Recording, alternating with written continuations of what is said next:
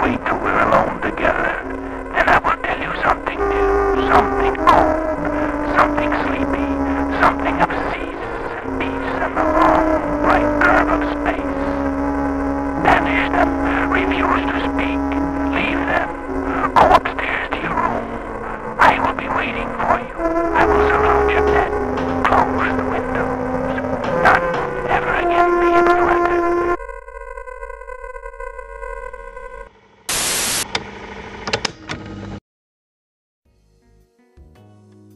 Before we begin, I've been thinking about doing something a bit special for this episode of Blanky Yaps about random stuff. Now it's everyone's problem.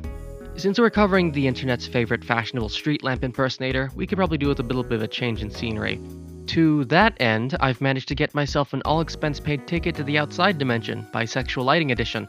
I got these on discount on Etsy right next to the Purple Guy Chokers. See, now this is a lot more appropriate for a Slender video. The fuck is that?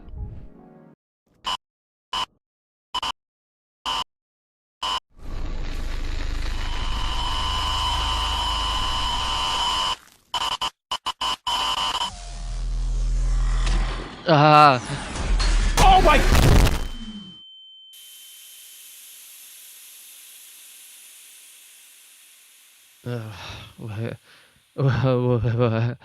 What happened?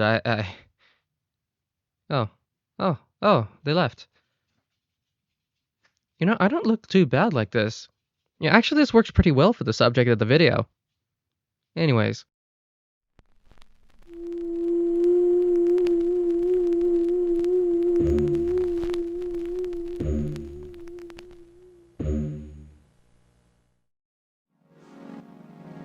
The early internet was a scary place. It was new. People actually had a legitimate reason to not know how computers worked, or at least how the internet worked. Computers and the internet were nowhere near as prevalent as they are now, usually only reserved for more fortunate families, and even then, everyone had to share. YouTube had just been bought out by Google, MySpace was still a respectable social network, and everyone was just inexperienced enough with the internet to believe just about anything that the magic box told them. So it was just the right time for a new form of storytelling to take over. Taking inspiration from the found footage genre, popularized by the Blair Witch Project, was birthed the media style of unfiction. The term was coined in 2002 by the website unfiction.com to refer to any sort of storytelling that attempts to present itself as if it were occurring in the real world, or perhaps an alternate one, while being, in reality, fictional. Examples include internet web series like Local 58, with the analog horror genre itself typically being presented in the form of unfiction. Things like the early SCP Foundation, The Sun Vanished, and many more also fall under this umbrella. So effective was the style of storytelling that even more mainstream properties like Halo were making use of unfiction to promote their products through ARGs, or alternate reality games.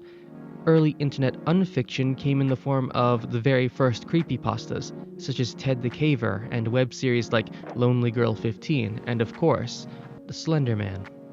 Now, most people who have been around in the internet in the early 2010s know about the Slender Man, be it through having been in the trenches of the creepypasta craze or through general cultural osmosis, or maybe your first experience with it was that shitty 2018 movie, in which case, man, I'm so sorry. But for all you ban poppy playtime whippersnappers, I'll set the scene for you. Those of you who already know this stuff, feel free to skip to the timestamp. The Slender Man is a creepypasta character created by Eric Knudsen, or Victor Surge, in 2009 on the internet forum Something Awful for a Photoshop contest where the participants were attempting to create the best paranormal image edits that they could. When creating the Slender Man, Surge took obvious inspiration from the cosmic horror of H.P. Lovecraft, but the creator was primarily inspired by other cosmic horrors, cryptids, and instances of real-life mass hysteria. Examples include Something Awful user Zach Parsons' collection of short stories, That Insidious Beast, Stephen King's The Mist, sightings of Shadow People, the Mothman, and the Mad Gasser of Mattoon.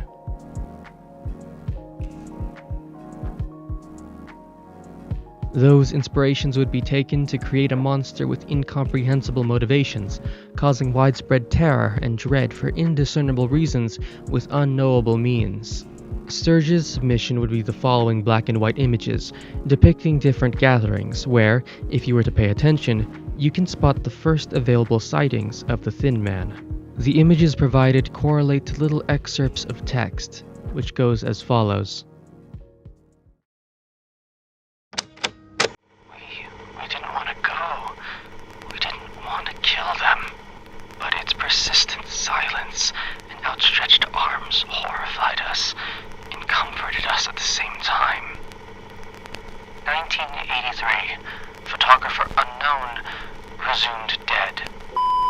One of two recovered photographs from the Sterling City Library blaze, notable for being taken the day which 14 children vanished and for what is referred to as the Slender Man.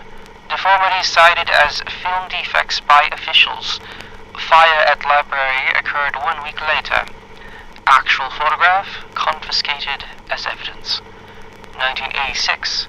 Photographer Mary Thomas, missing since June 13th, 1986.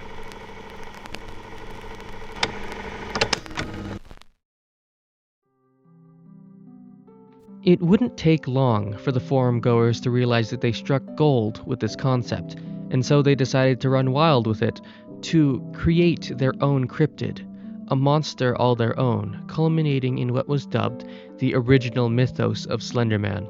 The mythos in this iteration of the Slender Man is very different compared to the more contemporary lore established by the creepypasta fandom and the various internet web series that he inspired.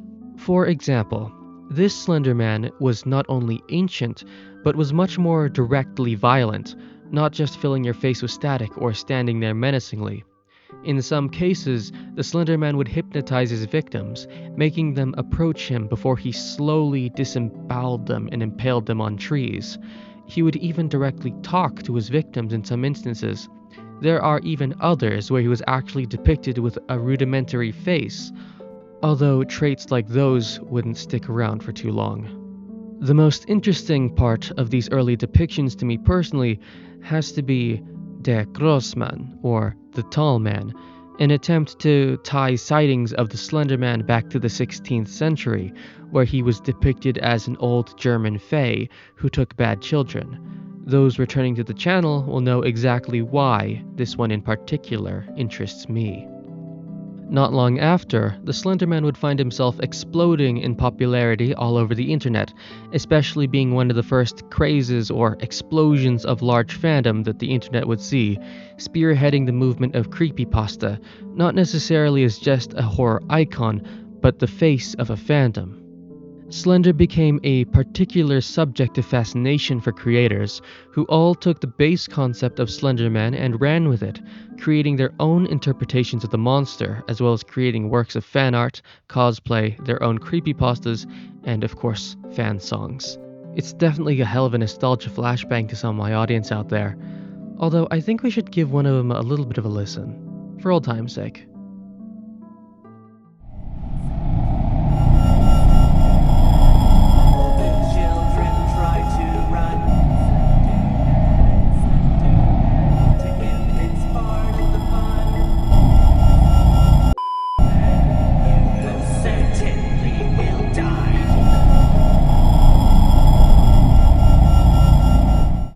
Okay, unfortunately, age lyrics aside, these as a whole are actually pretty cute.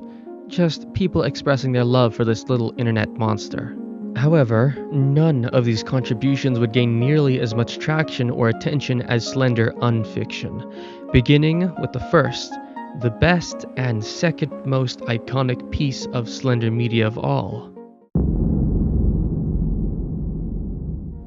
1 week after the creation of the original Something Awful thread, Something Awful user Troy Wagner began the Unfiction project Marble Hornets, which would come to be not only just the most popular, but the best depiction of Slender Man in any form of media, period. Marble Hornets is an unfiction series featuring Jay, someone left in the possession of a set of tapes left behind after the failed filming of an independent student film by the name of Marble Hornets, a project once led by Alex Crail, before production was abruptly stopped. Alex once intended to burn the tapes, but ultimately decided to give them to Jay before moving away. Curious, Jay decides to start posting the contents of the tapes on YouTube in the hopes of people online being able to help him understand why Alex was so upset by the tapes and filming of Marble Hornets. And that's where the story begins. The Marble Hornets series was what initially brought Slender into the limelight. This series was what definitively established the character, how it operates, its behavior, its choice of prey, and its powers. Marble Hornets is why the Slender Man can teleport, why his presence interferes with electronics, why his very presence makes people fall ill and ultimately succumb to bouts of madness. Now, while the behavior of modern Slender Man can be attributed back to Marble Hornets, it's worth noting that this character is technically not the Slender Man. It's the operator, and quite frankly, I find this iteration of the character to be much more intimidating and scary than nearly every other variant. So prolific was its influence that even the concept of pages in Slender was taken from instances within the Marble Hornets series. If you want an in-depth analysis and dissection of the Marble Hornets series, I would recommend the videos of Nick Nocturne of Nightmind, as that was where I first discovered Marble Hornets for myself all those years ago. However, those are some old videos, and with mic quality almost as bad as mine, so if you want more contemporary coverage of the series, I would suggest the 1-hour video by Sagan Hawks, or the 4-hour-long coverage by Aiden Makes Things. It's understandable, albeit a bit of a shame, if you don't want to watch the whole series yourself, but someone did make an entire series compilation of Marble Hornets, and it clocks in at about 9 hours worth of content. If you're ready to dive into something that long, I've got nothing but respect for you. Best wishes, keep an eye out and have fun. But do keep in mind, it's a slow burn. An extremely slow burn. There will be long stretches of time without lots of, if any, paranormal activity, and we're both aware that attention spans aren't the best nowadays, but if you choose to stick with it, you'll be met with one of, if not the, most effective and iconic internet web series to date. Also, recently there was a limited Marble Hornets J Plush makeshift campaign as of the scripting of this video, complete with ancient webcam. What a little guy. Hey, look at him go. You're so sleep deprived. Although by the time I get this video out, the campaign will most likely be long over. There was even a limited run of the different Marble Hornets characters in the past, including the Operator, but that one happened about 6 months ago at the time of writing. Wait. 6 months. 6 months. 6 months. 6 months. 6 months. Stop. Okay. There also exist other Slender web series that came after Marble Hornets, such as the ever-prominent Everyman Hybrid, Dark Harvest 00, ML Anderson 0, and others. Web series like these comprise what is colloquially known as the Slenderverse, various web series that all collaboratively add to the mythos of the Slender Man.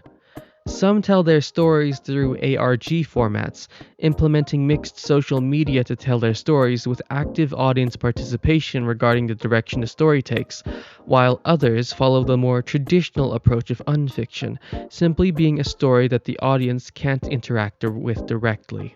While none of them have reached the same heights of popularity as Marble Hornets, they still leave their mark on the formation of the character and its connections to the wider creepypasta mythos. Some Slender series even implement crossovers between other popular creepypasta characters like the Rake.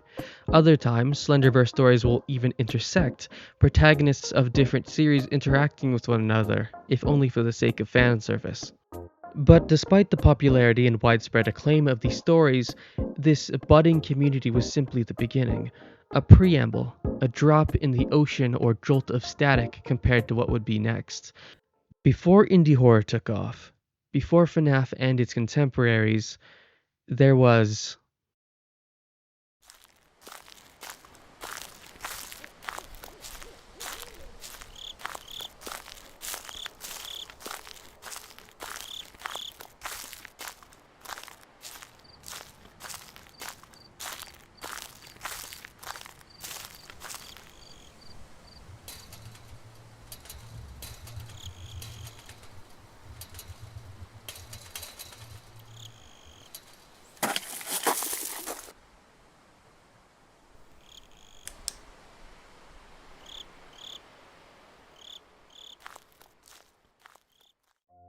Now we move on to the main topic of this video.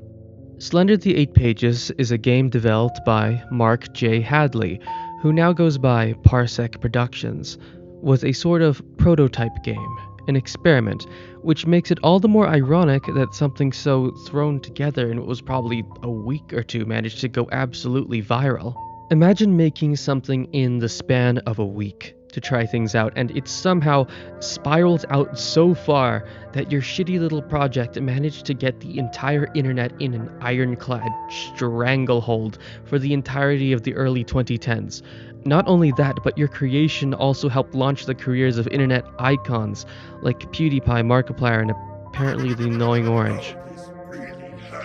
When questioned about some inspirations for the 8 Pages, Parsec cited Amnesia: The Dark Descent as a major source of inspiration.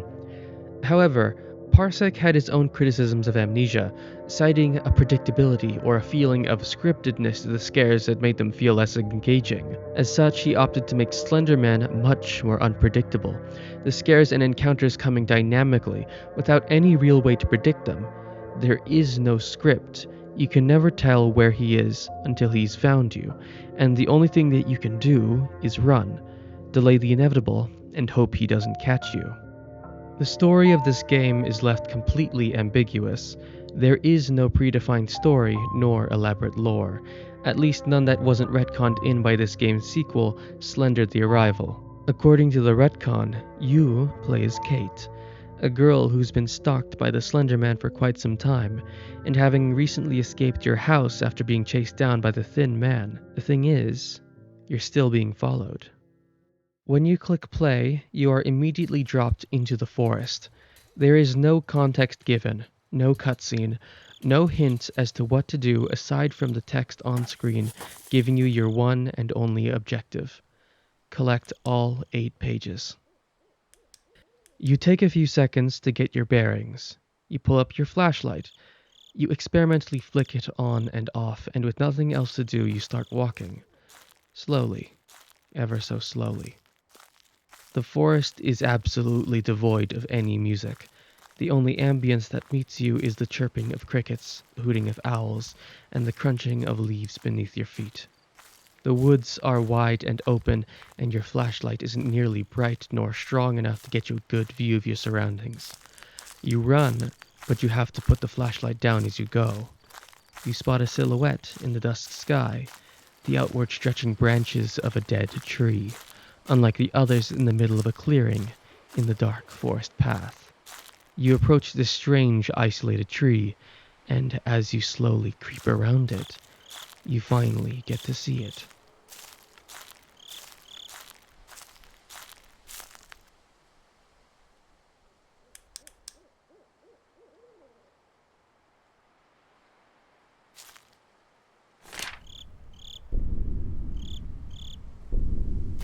There's no turning back now.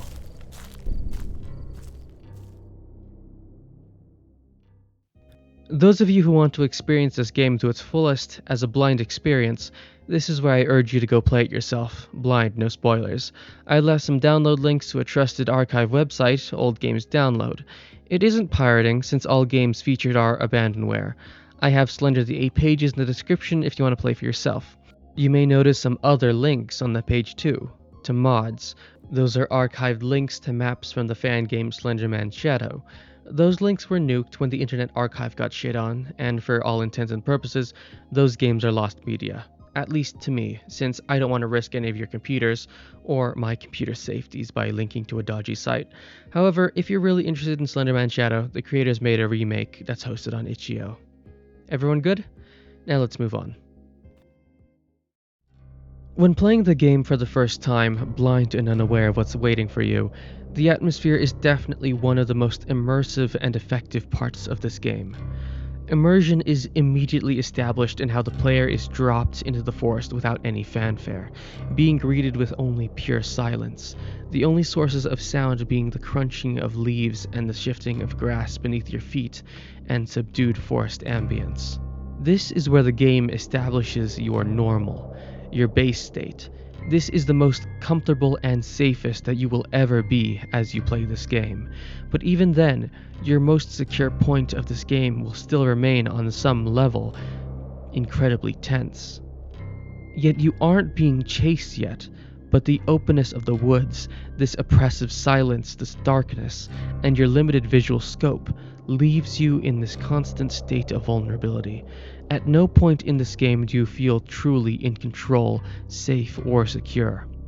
This isn't your turf. There may be the occasional sign that humans once lived here, but all those lights here have since been extinguished. All of them, but yours.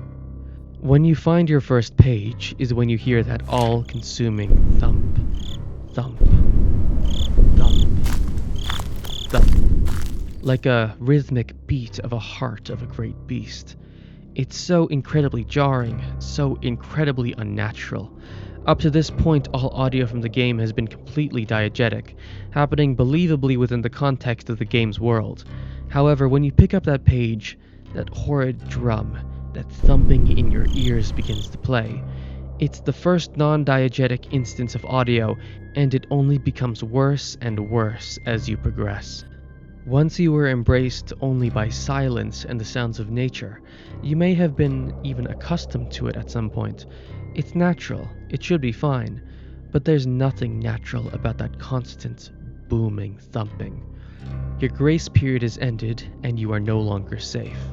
The silence and the ambience of the woods is slowly overtaken by these unnatural sounds, becoming progressively more and more oppressive and tense as you gather more pages. On occasion, your screen will be met with flashes of static, something that should be impossible for organic human eyes to see. That is, until you remember that Slender is able to manipulate electronics. And what are you playing this game on if not an electronic device? Then you begin to think that Kate may not be the only one that Slender has in its mind. And with each successive page that you collect, the ambience only gets louder and louder, angrier and angrier. As your mad dash continues, all this tension and unnerving atmosphere builds up and eventually, inevitably, culminates in a confrontation with the source of all of your terror.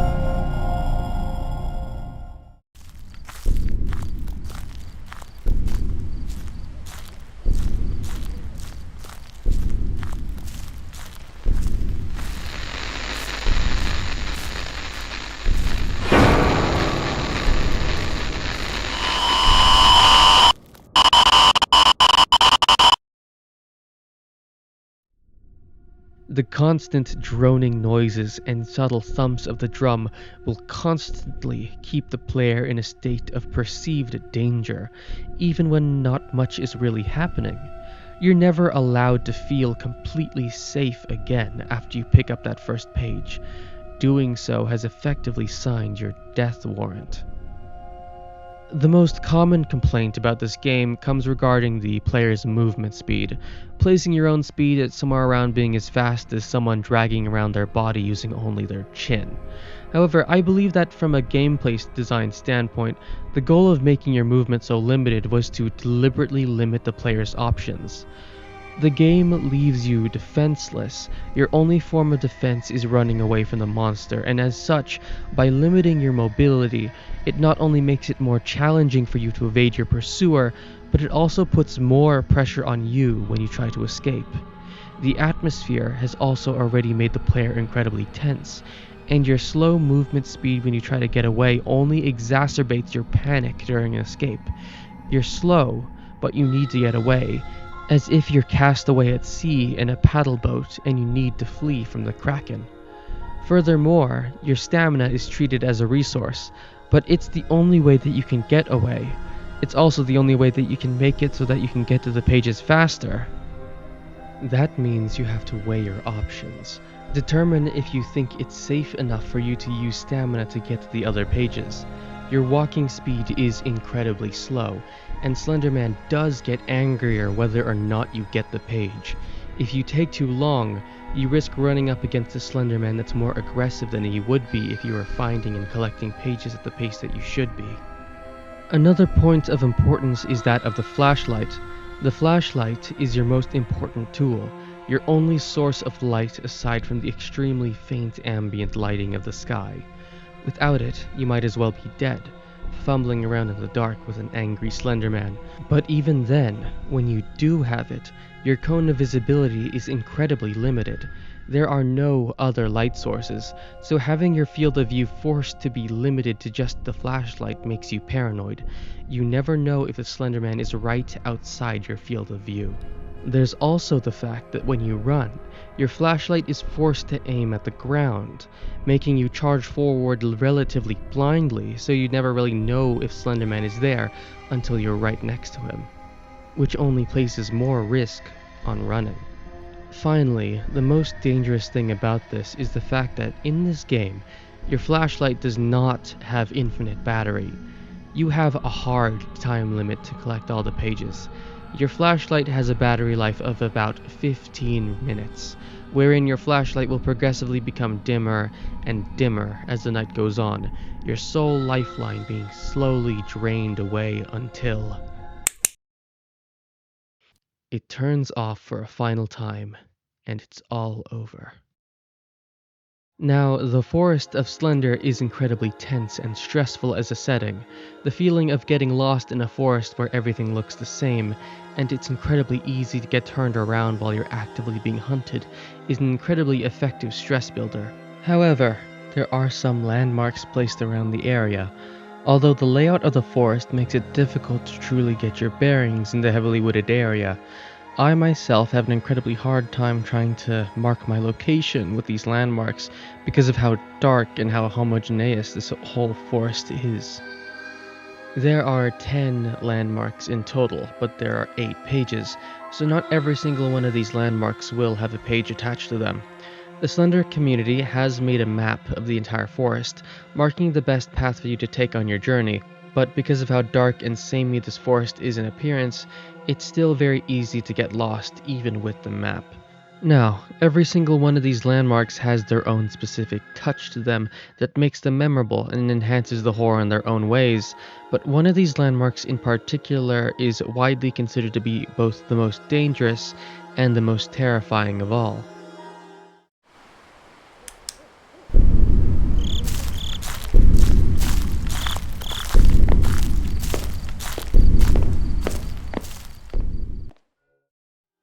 The bathrooms is the most iconic part of the original Slender map, in my opinion, by sheer virtue of how different it is compared to the rest of the game. The bathrooms are known to be an incredible source of tension and stress, most commonly used as the first destination to check for pages by those in the know, due to how dangerous this area is if checked later in the game. The reason why this area is so feared and stressful is because of the sheer claustrophobia this place exudes. It's so cramped and small. When you've been spending all of your time in the open forest, you have so many avenues for escape laid out for you, but then out of nowhere, you're forced to cram yourself into this confined maze where you can't just turn around and run away if you're caught. Now, there's the possibility of cornering yourself. You might search one of the rooms of this damned place, only to turn around and find the Slender Man blocking the only doorway. It's not fair, but it's not necessarily intended to be. It's unlikely that you'd place yourself in that sort of situation, but even when the Slender Man isn't there, you're still taunted and teased by the idea that around one of those corners, he might be. The absolute contrast between the forest, where it may be dark, and you can't see much, but the openness of the setting allows you to flee in any direction. Granted, there is the risk of becoming lost, but at least you have an easily available escape route at any time. This is not the case in the bathrooms. The tight hallways have you going from virtually endless avenues of escape to virtually none. One wrong turn means death if you're not careful. Although, The wide openness of the woods itself has been called a flaw in this game. The way that the forest is structured makes it incredibly hard to tell where you are, and the darkness makes it incredibly hard to differentiate any of the trees from the others. The sheer size of this forest makes it incredibly hard to actually win the game, because of all the notable landmarks being so far spread out amongst the sea of trees.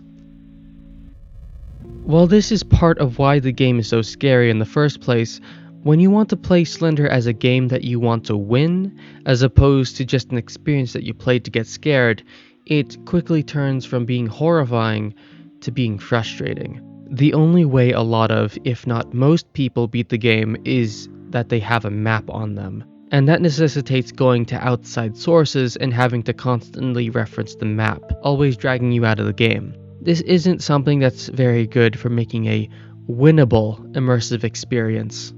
Flaws like these remain consistent among games that take inspiration from Slender, one of the most well-known being Chica from The Joy of Creation Reborn. Now let's move on to the Tall Man. The appearance of the Slender Man in this game is by itself completely unintimidating.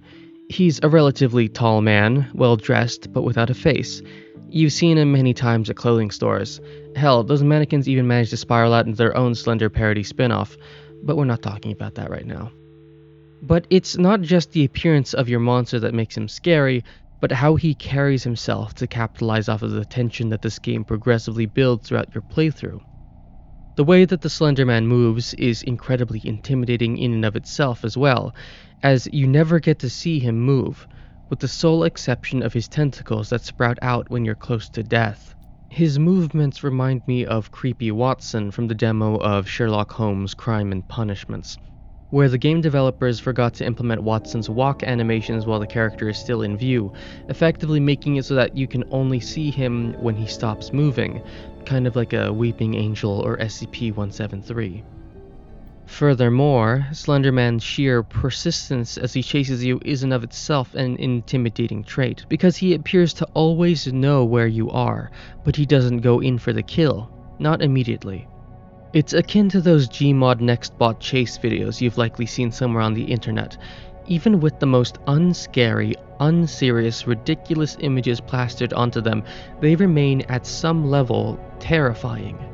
There's always been this innate sense of tension that builds when we're being relentlessly chased by something that's hunting you. While those Nextbots may be a bit more traditional in how that they're fast-moving, constant burst hunters, the Slender Man is a bit more subtle. He's a persistence hunter.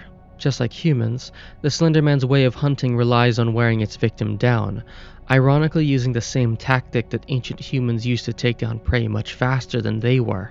He won't catch you immediately, although it could happen if you get yourself cornered, but ultimately no matter what you do, you are inevitably going to get caught. He just has to be there and wait for what gives out first, your stamina or your flashlight, and when you're most vulnerable. When I had my first encounter with the Slender Man, I attempted to escape into the one safe space left to players, the pause menu. But imagine my shock and sheer panic when the static did not cease and the tall man remained ever active no matter how many times I hit pause. I'm someone that likes to take breathers and take little breaks to alleviate my tension and horror, but the Slender Man taking that option away from me made this encounter so much worse than it would have otherwise had been. It's almost as if the tall man was sending a message to me, the player, directly. You're not in control here. I am. It really puts you in the shoes of the helpless player character, going up against an unstoppable, unknowable, all-powerful force with nothing but a flashlight and lackluster cardio. This is one of the main reasons why I wanted to make this video as much as I have. The behavior of the Slender Man remains very random, as was the intention of the developer, but the channel Lieutenant Dark Ring provides an excellent breakdown of the innate mechanics of how the game functions to the littlest detail. Do go show them some love. I couldn't have figured out any of this without them. The Slender Man doesn't spawn in immediately when the game begins. You have a set grace period before he begins stalking you, which either ends when you pick up your first page or approximately 5 minutes have passed, and once that time has elapsed, Slender will spawn at his lowest level of aggression, punctuated by the ambience changing. Why he gets angrier with you when he literally wants you to collect his pages, I'll never know.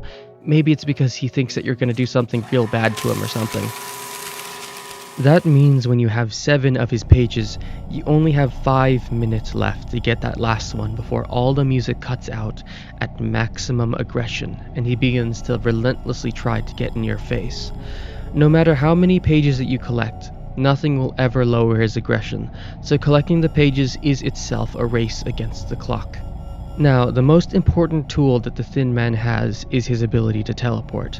It keeps him mobile and unpredictable, even going so far as to teleport right behind you, and even right in front of you, flashing static when he does so.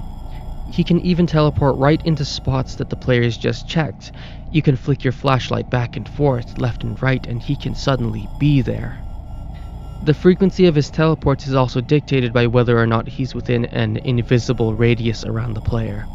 Whenever Slender Man is within the bounds of this invisible circle, he's less likely to teleport, but when he's outside of it, his teleporting becomes much more frequent. The size of this teleportation zone decreases in size as his aggression levels increase, so as you collect more pages and more time passes, the more often Slender Man will teleport because it's easier for him to slip outside that radius. When put into an actual confrontation with Slender, your screen will begin to fill with static. This is your indicator of your character's health or sanity. Whenever you look at the Slender Man, the speed at which static fills your screen is proportional to how close you are to him, as well as whether or not you have your flashlight on while you're looking at him. When you have your flashlight off, it takes nearly twice the amount of time for you to die from staring at him than it would if you had your flashlight on. Of course, this is still affected by how close you are to him, but turning off your flashlight while looking at him allows for some extra time to hold him in place with your vision while you back away. A common technique used during these earlier pages is to keep Slender Man in view, but have him hidden partially behind a tree, effectively blocking his static buildup while simultaneously holding him in place. This allows you to gain a lot of distance from him, but the reason why you shouldn't do it later on is because you run the risk of putting Slender outside of your anti-teleportation radius, as stated before. A higher aggression stat shrinks the radius. You can never predict where he's going to teleport, but it's common for him to do so right behind you, and if you're walking backwards while trying to hold him still, when he's free of the radius...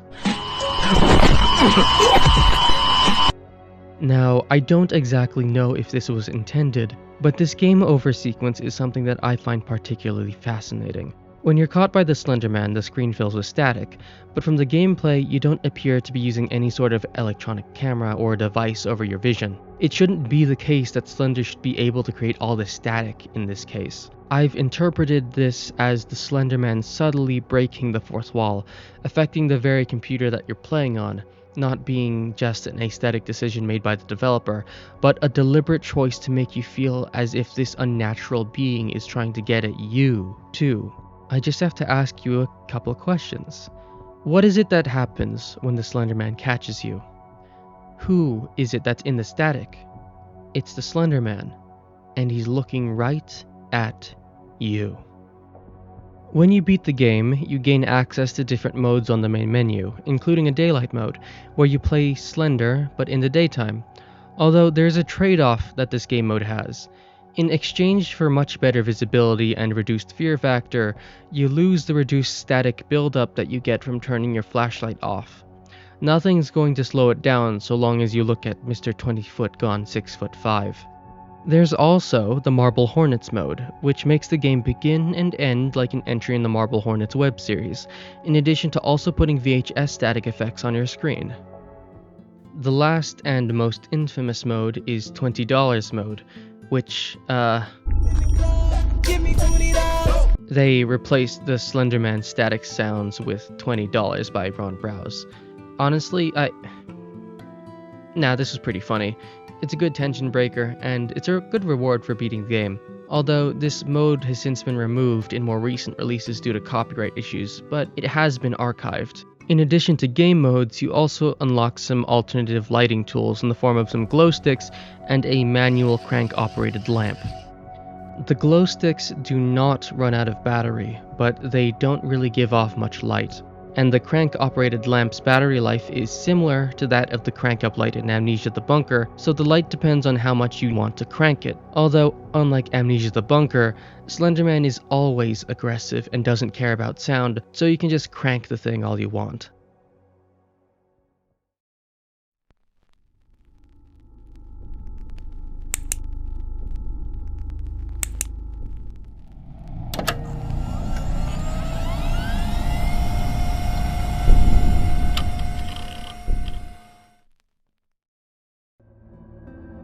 Many years after the release of Slender the 8 Pages, the official sequel, Slender the Arrival. Other people have already covered this, and this video is long enough as is, so I'll leave that explanation to Super Horror Bro. However, there was a very recent 10th anniversary to Slender the Arrival, so the developers decided to release a remake of the game which includes a brand new 10th chapter to their once 9 chapter long game. It's great to see developers do something like that. They really didn't have to do it, but it's really appreciated. Slender does have an assortment of fan games, the most popular of which being Slender Man Shadow and Slendytubbies.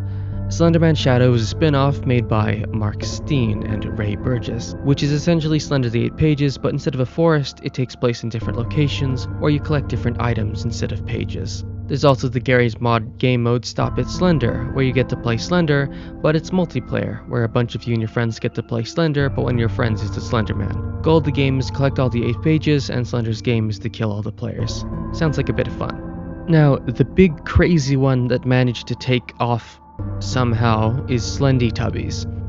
I have no clue how this one took off like it did, but I'm so glad it did because this is one of the most batshit insane things I have ever seen. I mean, the first and second games are kind of standard, but the third game's effing wild.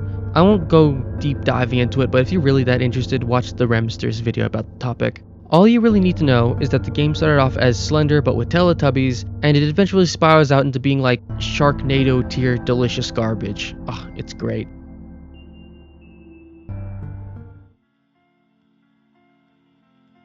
The thing about Slender is that back in the day, we found it horrific because of its newness. The monster archetype of the silent, unseen, yet ever-present stalker was not one that was very well known at the time. There was no pre-established lore. Dumb kids didn't know anything about it other than that there's a man in the woods, out there in the dark, who could be targeting you at any time and you would never know. The ambiguity of its motivation and its means of operation made it scary, because wherever presupposed rules were established, they were promptly broken, be it by another web series, a creepypasta, or just something that your friends told you that the Slender Man could do during recess. Sometimes he just kills you for no reason, and other times he wants $20. However, as the character developed with time, the popularity of the games in the web series led to a growing prominence in pop culture and made Slender Man more of a product than he was a predator, and the monster ultimately became more and more familiar. It becomes something less to be scared of and more just something cool or something to mock because you're familiar with it. After you've seen it again and again and again, you stop taking it seriously, and it just becomes another internet oddity. This song and dance is played out more recently with Trevor Henderson's creation Siren Head, another tall, lanky cryptid who stalked the great outdoors for prey hiding in plain sight, waiting for victims in the form of unsuspecting hikers. Poor thing got hit really hard with that YouTube content farmification. The Slender media landscape became less scary the more saturated it was, ultimately relegating Slender Man to his final status as an internet icon, but one more consistently memed on rather than taken seriously. His internet street cred, as it were, would have its final nail in the coffin hammered in with the release of the shitty 2018 movie, or as he'd be put on the shelf, so to speak. And that's where he would remain up until today, where we of the internet would occasionally pick him back up to play around with a little in the form of memes and ironic humor. It could be seen as a bit sad, but there is a bit of a fandom dedicated to stuff like creepypasta, left to operate on its own to create and play around with the concept of the tall man. And that's not all. New creators who were essentially raised on Slender media and the like have all grown up, and have used those inspirations and history that they had with this old media to breathe life into the tired old boogeyman. Peepaw Slender Man getting a new facelift, as it were. Or no facelift, I guess. New adaptations of creepypasta media such as Chainmail Chasers is a great example of this, reworking old content into a new context with the internet's interpretations and exposure to the horrors are incorrect interpretations of very real monsters and myths. The Slender Man series Morley Grove is incredibly underrated and incredibly underwatched. People should see it, it's really good. It isn't even really limited to just purely horror. Reworking and reintegration of the old, like Sonic.exe, fitting into new other media like Friday Night Funkin' mods exists, giving new life to these things that once the horror factor has largely faded by the wayside in favor of just looking cool. Well, I hope you've enjoyed this little trip down memory lane and whatnot. Honestly, I didn't expect this game to be so complex and to cover what I initially started by making this video. Come to show that labors of love like this are typically pretty deep in terms of content. But anyways, thanks again for watching, and I hope I'll get to see you again in the future. As always, good luck, stay safe, and good night. Hey, fuck, is that a catchphrase? Ah, well, whatever. Anyways, I'm gonna have to go and change back so I won't have to always look like a fucking ping pong ball got lost in the men's warehouse for the rest of the time. See ya!